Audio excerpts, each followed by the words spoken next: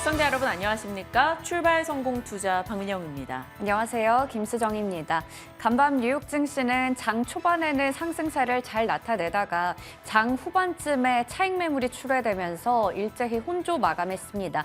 나스닥 지수가 소폭의 상승을 지키면서 마감을 지었는데요. 지난 금요일에도 반도체주와 테슬라, 애플 등등의 기술주가 강한 흐름 나타냈었는데 간밤에도 엔비디아나 AMD 같은 종목들이 5% 이상 올랐고요. 테슬라도 저가 매수세가 유입되면서 6%대 급등이 나왔습니다.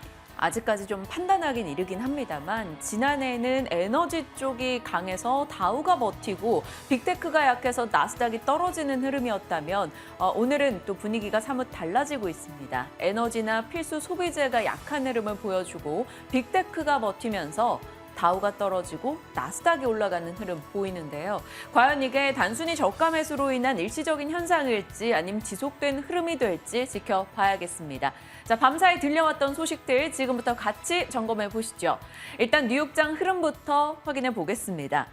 밤사이 뉴욕 증시 3대 지수는 어찌 보면 드라마틱한 흐름을 나타냈습니다. 다우나 나스닥, S&P 500 모두 다 저가 매수가 들어오며 상승으로 시작했는데요. 상승분을 꽤나 많이 반납하고 일부는 하락 전환한 채 끝이 났습니다. 계속해서 시장에서는 기대와 우려가 혼조되고 있습니다. 12월 고용 보고서 뚜껑을 열어보고 임금 상승률 둔화에 대한 기대가 계속 올라가는 거죠. 경기 침체 없이 인플레를 잡을 수 있다. 라는 골디락스 기대감은 갖고 있습니다. 하지만 일각에서는 그것이 쉽겠는가라는 의문을 계속적으로 제시하죠. 그리고 그것을 연준이 좌시하지 않을 것이다. 분명히 좀 더 다른 조치가 있을 것이다라는 지적 등도 나오고 있습니다. 이 모든 게 뒤섞였습니다.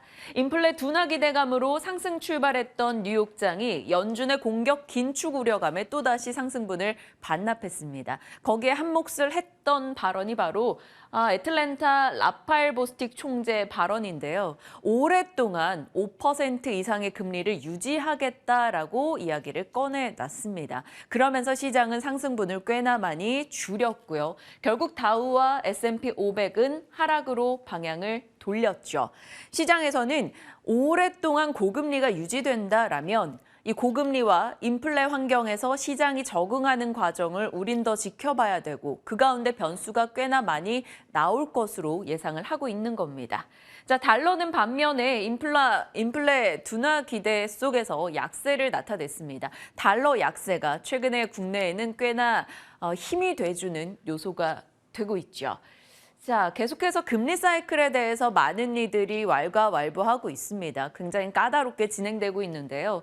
샌프란시스코 메리데일리 연은 총재는 기준금리 5% 이상이 예상된다라고 이야기를 했고요. 인플레는 2025년 초까지 목표치인 2%대에 도달하지 못할 것으로 이야기를 꺼내놨습니다. 긴축 사이클이 까다로워져서 지금 두 번째 사이클에서 굉장히 어려움을 겪고 있다라고 말했는데요. 긴축 사이클 첫 번째는 바로 지난해 생각하시면 됩니다. 금리 인상을 빠르게 해서 경제를 확 잡겠다라는 거였죠. 그걸로 인플레를 통제한다라는 것. 그래서 작년에 425bp나 금리를 올렸던 거고요. 지금부터는 공격적인 금리 인상보다는 이것이 과연 경제에 녹아들어서 인플레에 얼마나 영향을 주고 있는가를 판단하면서 지켜보는 단계다라고 이야기하고 있습니다. 더딘 성장이 유지될 것이다라고 정도 코멘트를 달았는데 이런 이야기들이 나오니까 더 혼란스럽죠. 시장에서도 처음 메리데일리의 발언이 있을 때는 상승분을 확 줄였다가 또다시 5%대 그 정도 수준이 유지될 거야 라고 하니 그건 알던 내용이지 라는 반응이었습니다. 어떻게 될까요? 궁금해집니다. 일단 시장은 경기 연착륙에 대한 기대감은 계속해서 갖고 있습니다. 여러 가지 증거 등이 있겠습니다만 그걸 구리 가격에서도 우리는 발견할 수 있는데요. 작년 11월이었습니다. 구리에 대해서 느리지만 관심을 가져야 된다라고 말씀을 드렸었고요. 그때 당시의 이유는 이거였죠. 태양광, 풍력, 배터리, 전기차에서 구리는 계속 쓰일 것이고 인류가 여지껏 생산했던 구리보다 앞으로 10년 동안 더 많은 구리를 생산해야 된다라는 거였죠. 그래서 구리에 대한 관심은 필요합니다라는 이야기 전해드린 바 있었습니다. 그때 당시에는 구리가 $5에서 $3로 내려와 있던 상황이었고요. 나왔고요. 지금 다시 구리는 신고가를 기록하는 흐름 나타나고 있습니다. 구리 관련주들도 계속된 강세 흐름 보여주고 있는데요. 미국에서 프리포트 맥모란, 서던 코퍼, 허드베이 미네랄 오늘장에서도 올라줬습니다. 그리고 그때 당시에 풍산에 대해서 관심을 좀 갖고 있다 말씀을 드렸었는데 오늘 들어오기 직전 이 수익률을 계산해 보니 33% 정도 이후 올라온 모습도 확인이 됐습니다. 어찌됐건 시장에서는 유가도 올라가고 구리도 강세를 기록하면서 경기에 대한 자신감은 좀 내비치고 있습니다. 달러 볼까요? 달러 인덱스를 구성하고 있는 비교 순입니다. 유로 비중이 가장 크고요. 엔화, 파운드, 스웨덴, 스위스, 캐나다 통화도 들어가죠. 작년 9월, 10월경만 해도 강달러의 역풍이라는 이야기를 정말 많이 했었는데요. 그 뒤로 달러가 확 꺾였죠. 그러면서 다른 통화들이 이렇습니다. 중국의 위안화 강세 계속됩니다. 경제 재개로 인한 효과이겠죠. 원달러 환율도 거기에 좀 동조화되고 있죠. 어제도 원달러 환율이 무려 25원이나 떨어졌습니다. 그리고 오늘 새벽에 NDF 역시나 1237원대까지 떨어지면서 외환 시장의 움직임은 국내장에 굉장히 우호적이라는 거죠. 그렇기 때문에 뉴욕장에 하락이 있었음에도 우리 장은 조금은 기대를 갖게 됩니다. 유로화도 에너지 물가 안정의 강세를 나타내고 있고요. 계속해서 달러의 향방이 우리에겐 중요할 텐데 어제 파이낸셜 타임즈의 10가지 투자 아이디어 중에서도 달러에 대해서는 매도 의견이 있었습니다. 그것은 우리에게 연간으로 진행된다면 충분히 우호적인 환경을 조성할 수 있겠죠. 자, 이런 흐름을 다 반영해서 뉴욕장 좀 더 자세히 체크해 보겠습니다. 확실히 다르죠. 작년에는 이 빅테크 쪽이 약하고 아래쪽이 강한 흐름이 나타났습니다. 가치주 쪽의 강세가 돋보였다면 반대의 흐름이 나타났습니다. 에너지, 금융, 보건, 필수 소비재, 그리고 다우에 들어가 있는 방산주들까지 밤사이 모두 다 내려가는 흐름이 나타났습니다. 그러면서 다우지수가 운봉을 기록한 거고요. 반면에 반도체, 빅테크 쪽에서는 강세 움직임이 나타났어요. 그러면서 눈에 띄는 흐름으로는 반도체와 테슬라가 보입니다. 테슬라가 오늘 장중 8% 이상까지 올라갔었는데요. 결국은 6% 상승으로 끝이 났습니다. 어제 테슬라의 치킨 게임 이야기 전해드렸던 바가 있었죠. 중국에서 가격을 또다시 낮췄다라는 소식이었는데요. 결국 P를 낮춰서 Q를 올리겠다라는 전략입니다. 거기에 테슬라는 최적화되어 있죠. 치킨 게임에요. 유일하게 딜러 없이 직판 구조이고 우수한 재무 구조와 탄소 배출권 판매까지 가능하기 때문에 싼 가격을 공격적으로 내세웠을 때 오래 버틸 수 있는 대표적인 기업이 테슬라입니다. 그러다 보니까 테슬라의 가격이 떨어졌다라는 소식은 Q의 증가로 좀 곧장 반응하는 느낌입니다. 모델 Y 롱레인지 대기 시간이 늘어났다는 소식이 들렸고요. 일부 썰이긴 합니다만 빠르게 중국에서 주문량이 늘고 있다는 얘기도 들립니다. 자, 그러면서 테슬라를 비롯해서 2차 전지 쪽 종목들이 모두 다 올라서는 흐름이 나왔어요. 오늘 국내장에도 2차 전지 쪽 조금 흐름을 탈 수 있을지, 눌렸던 허리를 필 수 있을지 궁금해집니다. 지켜봐야겠죠. 반도체도 확인하시죠. 웰스파고가 이 엔비디아와 AMD를 탑픽으로 제시했습니다. 데이터 센터향 매출이 늘어날 것이다라는 기대감인데요. 그 덕분에 반도체주가 잘 갈 수 있었습니다. 필라델피아 반도체 지수가 2% 정도 올라갔고요. 다른 종목들도 비교적 긍정적인 흐름. 다만 마이크로는 상승에 동참하지 못했습니다. 어제도 전해드렸습니다만 대만의 산업혁신법, 말 그대로 반도체 R&D 세액공제를 늘린다라는 소식이 들려오면서 어제 장중에서 이 대만의 반도체 종목들이 일제히 급등을 나타냈고요. TSMC는 5% 올랐습니다. 밤에 뉴욕장에서도 TSMC는 3% 오른 채로 거래를 마쳤어요. 반도체와 전기차, 우리 시장을 좀 크게 영향을 주는 섹터들이 강했기 때문에 오늘 뉴욕장이 다우 S&P 내렸지만 그래도 조금은 기대를 가져볼 수 있지 않을까라는 생각도 듭니다. 자, 그리고 일정 체크가 있죠. DDR5 긁지 못한 복권 계속 전해드리고 있는데요. 공식 출시 일정이 1월 10일 바로 오늘입니다. 그리고 나서 초도 물량과 샘플이긴 합니다만 여기서 정말 나오게 된다면 하반기에 제대로 생산이 돼서 이 시장이 개화할 것이다. 있다라고 시장은 얘기하고 있죠. DDR5 관련주들 정말 많이 보여드린 내용이고요. 이 형광펜으로 들어가 있는 건 관련한 매출 비중이 좀 높은 업체들입니다. 확인하시길 바라겠고요. DDR5 계속 얘기하고 있는 게요. DDR4가 처음에 나왔을 때 한 길게는 1년 정도 엄청난 상승을 나타냈었기 때문입니다. 관련 부품사들이요. 그런데 이번에는 그 상승 폭이 더 클 수 있다라고들 얘기합니다. 왜냐? 당연히 가격이 DDR4 대비해서 5가 올라가게 되죠. 그럼 제조사 입장에서도 플러스이고요. 많은 설계 구조 변화가 있습니다. 그렇다면 부품사들도 IT 부품 채용이 늘어나면서 훨씬 더 이득을 볼 수 있겠죠. 당연히 이것을 채용하는 최종 고객사들은 서버가 24시간 가동되기 때문에 반드시 바꿔야 하는 과정입니다. 그렇기 때문에 필수적으로 가야 되는 길이라 이 DDR5 이슈를 지속적으로 점검을 하고 있는 거고요. 어찌됐건 관련주들 시세 체크하시면서 일단 인텔의 사파이어 래피즈 제대로 나오는지 확인하시길 바랍니다. 자, 중국 소비 이야기가 계속 나옵니다. 들려온 소식들 따르면 중국이 지금 소비 촉진 행사를 하고 있고 온라인 주문액은 폭증하고 있고 리조트 예매율도 급증하며 대중교통 이용량도 회복하고 있다고 합니다.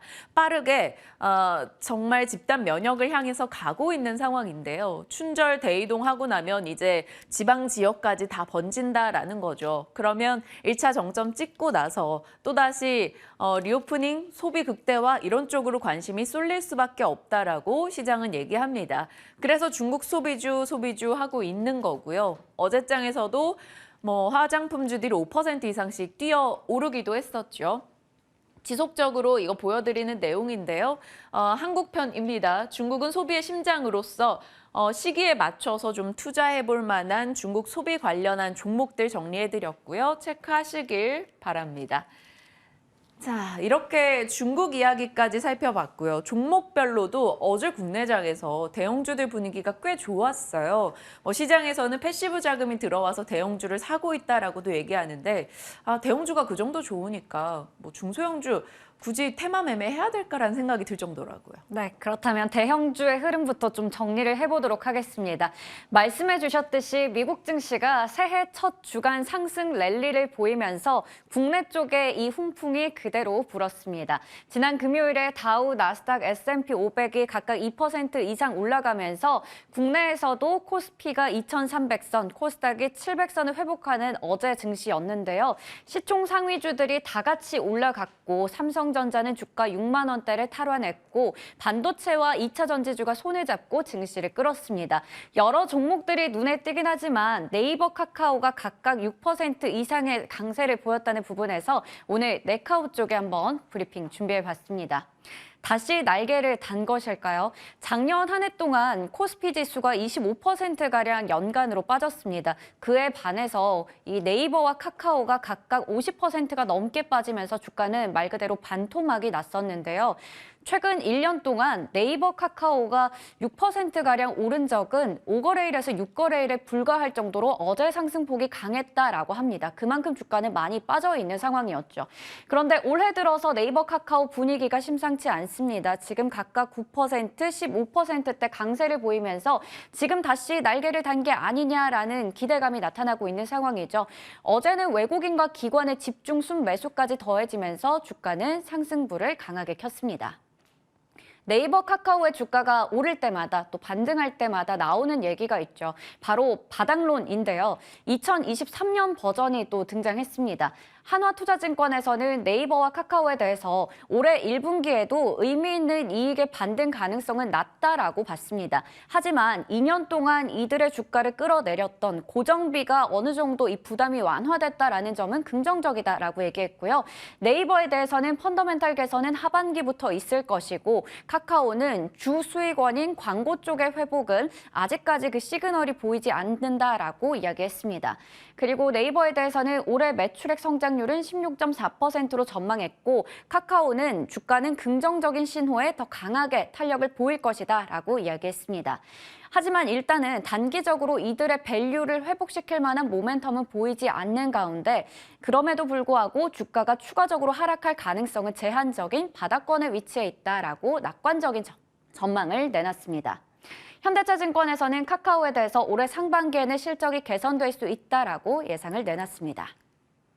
하지만 이러한 바닥론 우리가 한두 번 속는 게 아니죠. 작년과 굉장히 겹쳐지는 부분입니다. 그래서 2022년 데자뷰 아닌가 이러한 반론도 나오고 있고요. 이게 오류의 반복이 아니냐라는 반론도 등장하고 있는 상황입니다. 올해도 역시나 증시가 불확실하기 때문에 주가의 흐름을 예단하는 것은 어렵다라는 부분인데요. SK증권에서는 현재 기술 성장주들이 처해 있는 환경 자체가 예전에 닷컴 버블 때 상황과 매우 비슷하기 때문에 이 부분에서 우려가 된다라고 얘기했고요. 그렇기 때문에 지금은 이들의 주가를 낙관적으로 얘기하면서 매수를 하기에는 이르다라고 이야기를 했습니다. 네카오의 바닥론은 과연 증권가의 바람, 희망일지 아니면 실현이 가능한 전망일지 잠시 후에 체크해 보도록 하겠습니다. 그리고 앞서 시총 상위주에서 LG 에너지 솔루션도 체크해 보셨을 텐데요. 어제 정교장에서 5%대 강세를 보였죠. 출범 2년 만에 매출 25조, 영업이익 1조 시대를 열었습니다. 연간 실적이 나왔죠. 어제 시간외에서 이 잠정 실적을 냈는데요. 보시는 것처럼 4분기와 연간은 잠정 실적입니다. 4분기 매출은 8조 이상을 기록했고요. 영업이익은 2,300억 원대를 나타냈습니다. 지금 보시는 것처럼 전년 대비해서 연간으로 매출은 43% 늘었고 영업이익은 58% 늘어나면서 최대 실적을 기록했습니다. 견조한 고객사 수요 대응과 GM 합작 1공장이 본격 가동된 부분이 매출액을 성장시켰습니다. 거기다가 지난해 수주도 100조 원 이상 증가했다라는 부분 긍정적으로 볼 수가 있겠죠.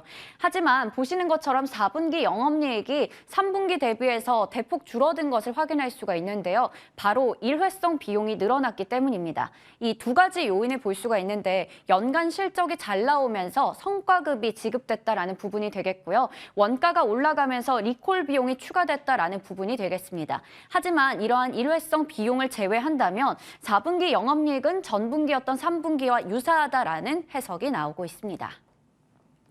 이렇게 LG 에너지 솔루션 실적이 일단 잘 나오긴 했는데 주가를 보면 최근에 고점 대비해서 30%가량 하락한 상황이고요.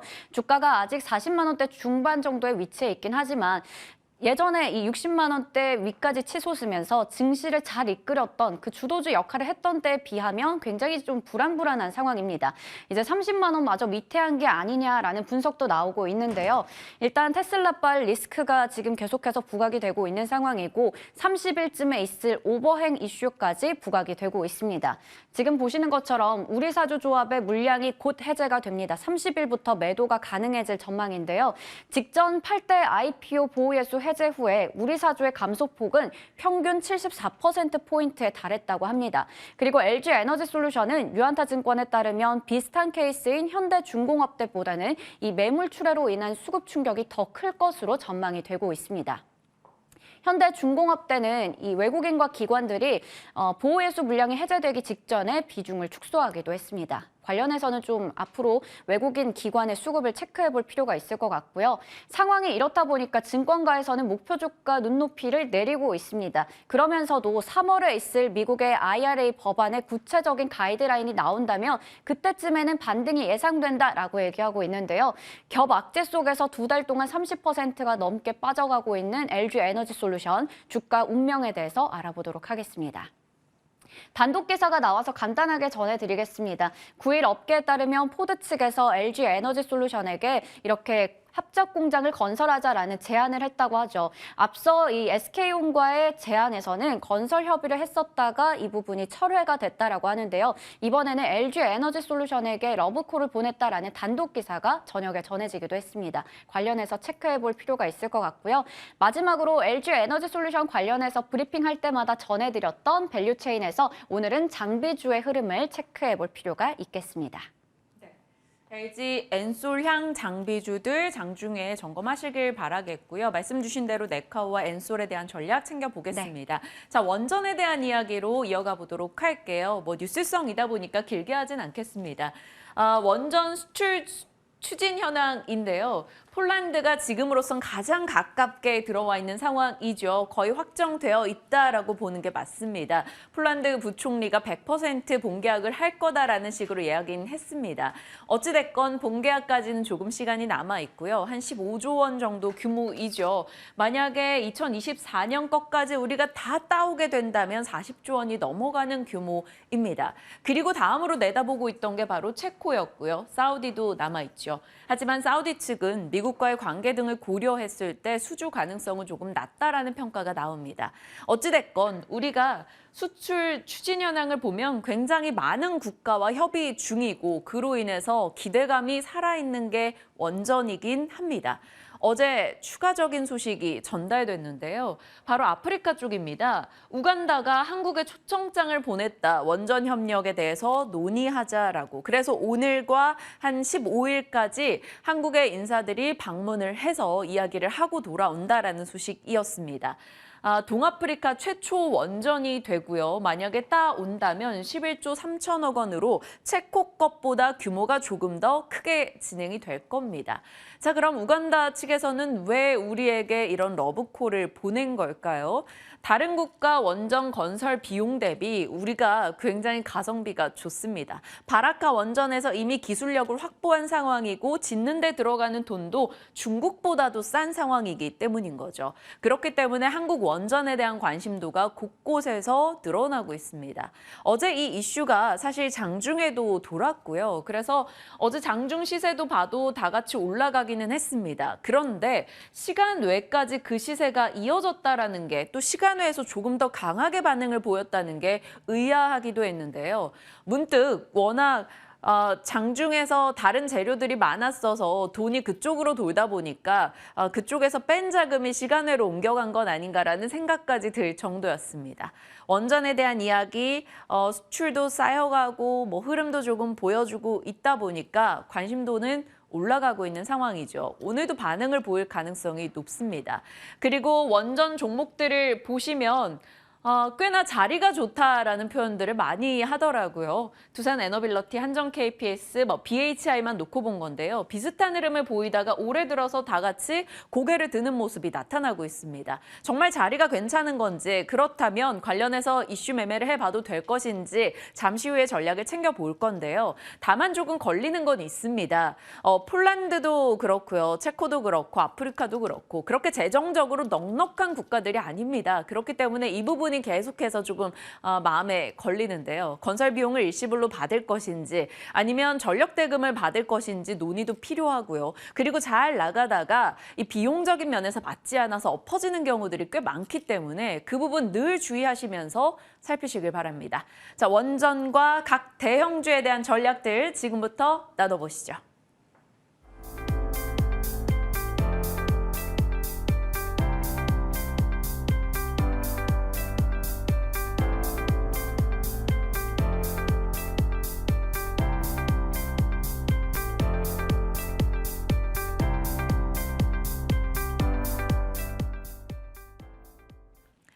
네, 진만쌤과 시장에 대한 전략 챙기겠습니다. 어서 오세요. 네, 안녕하세요. 네. 일단 오늘 새벽 다우와 S&P 500은 하락했습니다. 그런데 나스닥이 올라줬기 때문인지 왜 이렇게 하락에 대해서 타격감이 조금 없을까요? 기술주들의 한국 시장이다 보니까 아무래도 그런 면이 있는 것 같은데 사실 좀 보수적으로 봐야 되는 건 맞는 상황입니다. 이제 그간 이제 하루 이틀이죠. 사실 그간이라고 해봐야 하루 이틀인데 한 2거래일 정도 상승했었던 주요 원인은 소프트 랜딩 여러 가지 이유도 있었지만 그런 부분들을 일단 연준 인사들이 고금리를 지속할 것, 금리가 생각보다 높을 것 이런 발언들로 인해서 어제 상승분을 대부분 반납을 했습니다. 근데 오늘 파월 의장이 등판을 합니다. 즉 이제 지표와 혹은 이제 피봇에 대해서 교통 정리가 필요한 시점에서 나와서 그런 비슷한 이야기 혹은 이제 관련된 이야기를 하기 때문에 오늘 등락폭이 생각보다 있을 것 같고 한국 시장은 내일 정도 그 영향이 있을 것 같습니다. 오히려 일단은 두 가지에서 다 발언 이야기를 해보자면은 이제 상승에 베팅하시는 분들께서는 이렇게 되면은 파월 의장 발언하고 실제로 나스닥 지수가 갭 상승 시작하더라도 어제 하락한 부분들이 있기 때문에 부담이 없어라고 하실 수도 있고 윗골이 먹고 내려왔던 상황이기 때문에 조금 더 하락에 하지 않을까라는 그런 이제 각각의 포지션별 이제 이야기도 들어볼 수 있는데 뭐든 다 됩니다. 지금 그의 발언이 중요한 거지. 사실 이제 지금 예측은 좀 부의미하기 때문에 네. 과연 내일 어떤 시장 반응으로 시장이 반응할지 여부가 좀 귀추가 되는 것 같고요. 국내 시장도 마찬가지로 사실 오늘 어느 정도 보수적인 스탠스는 유지합니다. 그러나 일단은 만약에 파월 의장이 시장 긍정적인 발언을 하게 될 경우에 다음 FOMC까지 상승을 어느 정도 이제 기대해 볼 만하고요. 사실 이제 목요일 날 있을 CPI 발표가 아무래도 이제 쉐이터 즉 이제 주거 비용에 대한 그런 부분들의 하락이 반영이 되는 시점이 왔기 때문에 조금 더 저는 긍정적인 포인트로 접근을 가능하다라는 말씀과 함께 오늘만 버티면은 정말로 이제 2월 초에 있을 FOMC까지는 시장이 나쁘지 않을 것 같다라는 코멘트로 오늘 하루 자체는 약간 보수적으로 보고 내일 다시 포지션을 잡아도 될 것 같다라는 그런 코멘트 드리도록 하겠습니다. 제가 진만쌤 새롭게 별명을 지었던 게 매크로왕이라고. 사실 연말 연초 저희 방송 돌려보시면 아시겠지만 시장 전략에 대한 답변이 정확하게 좀 맞아떨어지고 있거든요. 반도체나 테슬라에 대한 의견까지도요. 시장과 이런 대형주에 대한 시각 정리가 좀 명확하게 이루어지고 있기 때문에 쌤과 계속 호흡하시는 거 좀 필요할 것 같다라는 생각이 듭니다. 그래서 반도체 쪽도 질문을 드려볼게요. 일단 DDR5 이슈도 조금 봐야 될 것 같고요. 이 DDR5 윗단에 있는 반도체사들도 좀 주목을 해볼 필요가 있을 것 같은데 전략 어떻게 짤까요? 네, 일단 어제 반도체 상승은 사실 대형주 위주의 사실 재미없는 시장이었던 것 같습니다. 이제 중소형 반도체 혹은 소재 부품주 갖고 계신 분들께서 왜 뭐 삼성전자보다 상승률이 떨어지면 뭐야 이거는 반도체야? 이제 많은 이제 그런 이야기를 들어봤었는데요. 사실 낙수 효과가 어느 정도 기대가 되는 부분들이 있습니다. 이제 대형주가 분명히 쉬어갈 때 중소형주 정도로 낙수 효과를 이제 기대를 해볼 만하고 그 이외에 얼만큼 더 올라갈지 여부는 이제 방금 설명해 주신 것처럼 DDR5라든지 기타 재료가 근접해 있는 근접성에 따라서 그 이제 상승률이 좀 바뀌게 될 것이라는 말씀과 함께 충분히 조인 포인트로 접근이 가능하다. 그러나 실망 매물이 언제든 출회할 수 있을 것만을 제외하고는 저는 충분히 오늘 정도의 아직은 충분히 바닥권에서 베팅을 해볼 만한 상황이다. 지금은 올라가 있는 주식 말고는 주식이 아니라 밑에서 올라가고 있는 이제 그런 주식들을 잡아야지만 시장 대비 우수하거나 혹은 밀리더라도 추가 매수나 혹은 다시 반등을 노려볼 만하다라는 그런 말씀으로 DDR5 관련주 전체적으로 다 괜찮을 것 같고요. 뭐 당연히 이제 지난해에 호실적을 바탕으로 많이 올랐던 기업들이 최근에 많이 빠졌기 때문에 핀텍이나 대덕전자를 필두로 해서 YSC 최근에 좋다고 했었던 기업들이 저밸류 구간에 진입했기 때문에 충분히 플러스적인 요인들로 가늠해 보셔도 될 것 같습니다. 심텍, 대덕전자, ISC 등의 종목들 충분히 관심 둘만하다라고 답변 주셨어요. IT 쪽에 저희와 함께 호흡했던 종목이 SK하이닉스와 삼성전기입니다. 삼성전기는 10월 말에 말씀 주셨기 때문에 한 20% 이상 지금 수익이 나 있고요. SK하이닉스도 12월에 말씀 주셨어요. 이 두 종목에 대해 갖고 계신 분들을 위한 전략 주세요.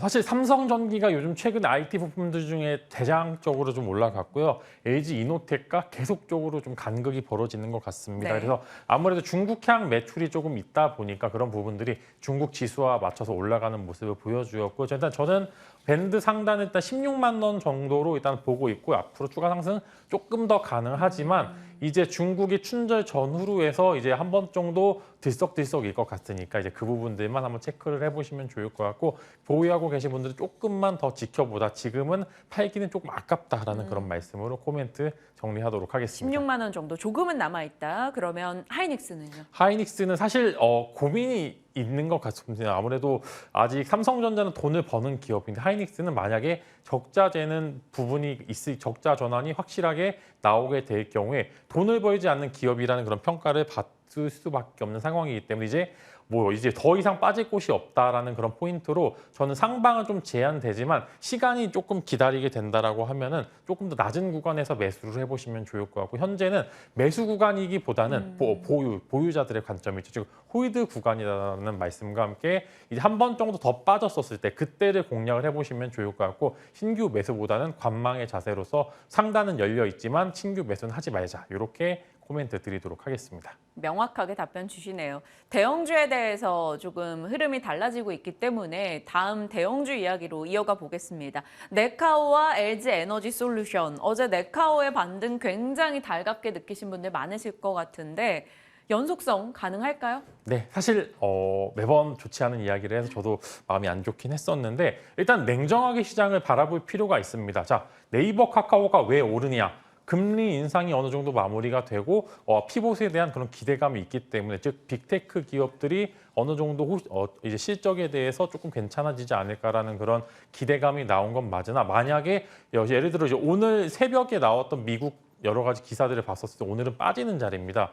그렇기 때문에 저는 이제 금리 인상에 대해서 어떤 모멘텀을 보여주기보다는 일단은 실적에 대해서 턴어라운드가 좀 확실하게 나와야 되고 그간 워낙 일회성 비용이라든지 여러 가지 투자 등으로 인해서 좀 수익률이 저하되고 있는 그런 상황에 있기 때문에 저는 단기 반등 때는 매도를 해보시는 게 좋을 것 같다는 말씀을 드리겠고요. 만약에 혹여나 오늘 오르게 될 경우에는 저는 일부 비중 축소를 좀 이야기를 드리는 게 파월 의장의 발언이 어떻게 될지 전혀 예측이 안 갑니다. 예를 들어 50bp에 대한 그런 어느 정도 뉘앙스만 흘리게 되더라도 가장 먼저 두들겨 맞는 쪽이 네이버 카카오 쪽이기 때문에 이런 리스크를 우리가 굳이 안고 내일 시장을 바라볼 필요가 없습니다. 그렇기 때문에 내일 다시 봐도 되기 때문에 오늘은 어느 정도 만약에 상승 나오게 될 경우에는 최근에 잡으신 분들께서는 매도 포지션 잡으시는 게 좋을 것 같고요. 그게 아니라 아예 하단부에서 매수해서 조금 평균 단가에 여유가 있으신 분들께서는 하루 정도의 낙폭은 이제 흡수할 수 있을 만한 체력이 되시는 거기 때문에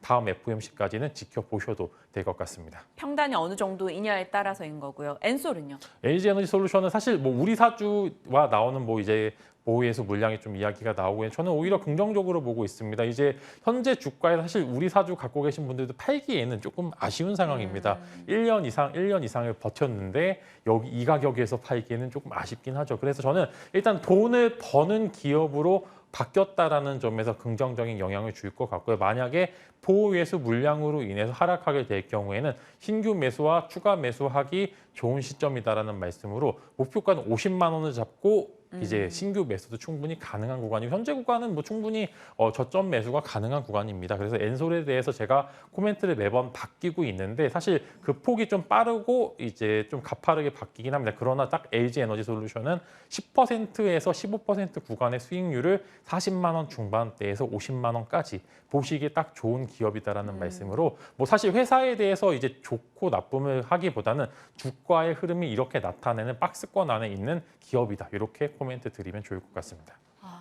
박스권 매매 가능한 종목으로 LG 엔솔 정리하겠습니다. 자, 원전 갈게요. 속도를 내고 있는 저인데 일단 어제 시간외에선 뭐 원전주밖에 안 보이더라고요. 원전주 이슈는 계속 나옵니다. 기대치 어느 정도 가져가세요? 네, 저는 이제 원전에 대한 기대는 살짝 놓고 보셔도 될 것 같은 게 사실 시간의 거래에서 올랐다라는 거는 그만큼 들어올릴 수 있을 만한 자금력이 좀 부족하다라는 이야기고요. 사실 관련 기사가 2시 조금 넘어서 나왔습니다. 그러니까요. 저도 이제 빠르게 보긴 했었는데 생각보다 이제 움직임이 거의 미비를 했었던 걸 보면은 이제 원전에 대해서 시장 자체가 너무 많이 했죠. 이제 매번 뭐 조단이 나오고 있긴 하지만 시장에선 적어도 이전 내용처럼 혹은 이제 몇천 조는 돼야지만 움직일 수 있을 만한 시장이라는 말씀과 함께 이렇게 시간의 거래에서 올랐기 때문에 저는 오늘 시초가에 대부분 매도하시는 전략을 사용을 해보시는 게 좋을 것 같고요. 장중에 올렸으면은 어느 정도 연속성을 가질 수 있을 것 같은데 이제 아무래도 시간의 거래에서 으쌰으쌰 올랐기 때문에 오늘 시초에 모두 이제 플러스 구간이신 분들은 매도하시면 좋을 것 같고요. 이제 신규 진입이나 추가 매수를 이제 원하시는 분들께서는 그 갭상했던 부분들이 모두 메꿔졌을 때, 즉 갭 부분들에 대한 부담감이 완화되었을 때 그때 가서 이제 추가 매수나 신규 매수를 고려하시는 게 시장에서는 훨씬 더 안전하게 할 수 있을 만한 그런 전략이다라고 말씀을 드리겠습니다. 원전 종목들은 오늘 오를 경우 탈출 기회로 삼자라고 전략을 주셨습니다. 참고하겠습니다. 자, 진만 스픽 가겠습니다. 의외였어요. 지수가 어렵다. 다시 파생 ETF 주목하자. 사실 쌤과 함께 호흡한 ETF들은 수익이 꽤 괜찮긴 한데 지금 ETF 쪽으로 돌릴 만큼 좀 보수적으로 보시는 거예요? 사실 보수적으로 보기보다는 이제 각각 중요한 이제 종목을 잡기가 어려운 시장이라는 겁니다. 사실 지수는 오르는데 내 종목은 떨어지고 있거나 보합권이고 혹은 이제 코스닥 지수 같은 경우에는 아니 지수는 오르는데 내 게임주는 오르지 않거나 혹은 2차 전지만 빼고 오르거나 이제 그런 상황이 있기 네. 때문에 이제 살짝 어느 정도 또 최근에 또 바짝 올랐기 때문에 이제 파생 쪽으로 한번 나가보셔도 좋을 것 같고요. 제가 제시드렸던 이제 파생 상품 종목들이 생각보다 선물은 아니고요. 파생 상품이기 때문에 그래도 안전하다라는 말씀과 함께 좋은 수익률을 거두고 있고 그다음에 최근에 제가 보고 있었던 그런 여러 가지 상품들이 좋은 가격대에 진입했기 때문에 다시 한번 코멘트 드리도록 하고요. 저는 네. 이제 탄소 배출권 제가 가끔씩 코멘트를 드리는데 바닥권에서 이제 바짝 올라가는 모습을 보여주었고 이제 유럽 주가, 유럽 경제가 생각보다 괜찮기 때문에 그들은 아마 어느 정도 이제 배가 부르고 등이 따뜻하게 되면은 다시 한번 이제 뭐 환경에 대한 명분들 나올 수밖에 없는 구간이기 때문에 탄소 배출권 관련주 혹은 탄소 배출권 관련 이제 파생 ETF나 ETN에 관심 가져보시면 좋을 것 같고요. 그다음에 이어서 철광석 관련 코멘트를 드리면은 중국 경기가 좀 많이 살아나고 있기 때문에 철광석 가격들이 최근에 많이 오르고 있는 건 상황입니다. 많이 오른 그런 상황인데 추가적인 상승 여력 충분히 있고요. 춘절 전후로 해서 추가적인 상승까지 동반이 되기 때문에 한번 관심 가져보시면 좋을 것 같고 반대로 또 이렇게 철광석 가격이 오르게 되면은 이제 예를 들어 조선이라든지 혹은 철강 관련주들의 흐름이 반대로 안 좋게 될 수도 있는 즉 판가 전이에 대한 이해관계가 또 있을 수 있기 때문에 이런 상관관계까지 한번 관심을 가져보시면 탄소 배출권과 철광석 가격은 당분간 오를 가능성이 굉장히 크다. 그러나 이 부분들로 인해서 피해를 받는 업종들도 네. 충분히 있기 때문에 그 부분들을 한번 이제 체크해 보시면 좋을 것 같다라는 그런 말씀으로 정리하도록 하겠습니다. 눈여겨볼 파생 상품까지 살펴주셨습니다. 굉장히 요즘에 수익이 꽤 좋다고 얘기를 들었어요. 어제는 어느 쪽에서 수익을 내셨던 거예요? 네, 어제 같은 경우에는 이제 로봇 관련주들의 흐름이 굉장히 좋았죠. 사실 저는 얻어 걸렸지만 이제 가장 먼저 로봇을 다뤘던 것도 이제 저희 방송 투자뉴스 때문이었기 네. 때문에 좋은 수익률도 좋지만 시장 대비해서 좀 안전하게 간다라는 점에서 사실 조금 더 좋았던 것 같습니다. 그래서 즉 테마를 굳이 다루지 않았기 때문에 조금 이제 긴 시간 호입을 하고 있는 것 같고요. 관련해서 이제 여러분들이 로봇 관련주들을 아마 첫 시세가 나온 거기 때문에 조금 더 기대를 해볼 만한 그런 상황이기 때문에 좋은 로봇 잡으신 분들께는 조금 더 롱텀으로 지켜보셔도 될 것 같습니다. 네. 시장에 대한 다양한 전략 챙겨봤습니다. 진만쌤과 함께했네요. 고맙습니다.